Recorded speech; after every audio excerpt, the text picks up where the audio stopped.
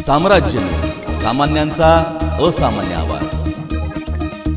जन्मता ओठ व टाबूमध्ये फट असणे ही एक अशी समस्या आहे की ज्यामुळे चेहऱ्याचे सौंदर्य तर खराब होतच, परंतु त्या व्यक्तीचा समाजात वावरण्याचा आत्मविश्वास देखील कमी होतो.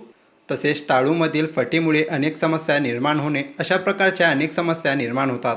अशा रुग्णांनी रोटरी क्लब सोलापूर नॉर्थच्या मार्फत जानेवारी महिन्याच्या अखेरीस अशा प्रकारचे प्लॅस्टिक सर्जरीचे शिबिराचे आयोजन केलं आहे.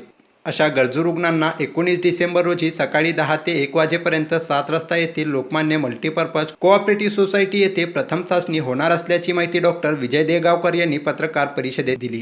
सर्जरी वगैरे आहे त्यामध्ये आणि गरीबातला गरीब असा घटक जो आहे समाजातला त्या लोकांना आणि जन्मता कोणाने जे असते कंजेनाटल डिफॉर्मिटी आपण ज्याला म्हणतो, त्यामुळे एकाच घरामध्ये वडील, मुलं, मुली, घर 4-5 लोक जर असे सापडतात, त्यामुळे अशा इलाज करायचं म्हणजे सर्वसाधारण माणसाला अतिशय इलाज करणं अवघड जाते. सर्जरी आहे साधारणपणे 50-60 हजाराचा खर्च एका ऑपरेशनला.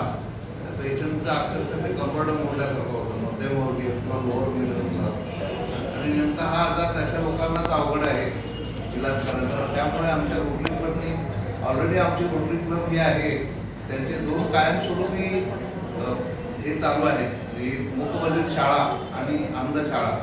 त्यामध्ये आता ही एक जन्मता होणारी डिफॉर्मिटी तिचा आम्ही सहभाग करत आहोत. त्याच्यामध्ये महत्त्वाची गोष्ट अशी आहे, या सर्जरीला आम्हाला बाकीच्या लोकांकडून थोडीशी मदतीची अपेक्षा आहे.